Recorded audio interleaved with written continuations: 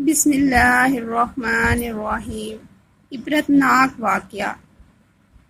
تو آج کی ویڈیو میں ہم آپ کو ماں کا ایک واقعہ سنائیں گے کہ اس کے ایک بیٹے نے اپنے ماں کے ساتھ کیا سلوک کیا اور اس کا انجام کیا پایا۔ تو مہربانی کر کے اس ویڈیو کو اینڈ تک ضرور دیکھیے گا۔ ماں کو بیماری میں تنہا چھوڑ دیا۔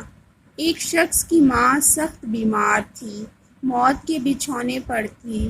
اس کے باوجود اس کے نالائق بیٹے نے اس کے ساتھ بدتمیزی کی اور اس بیچاری کو تنہا چھوڑ دیا، اور وہ غریب اسی حالت تنہائی میں انتقال کر گئی۔ وقت گزرتا گیا۔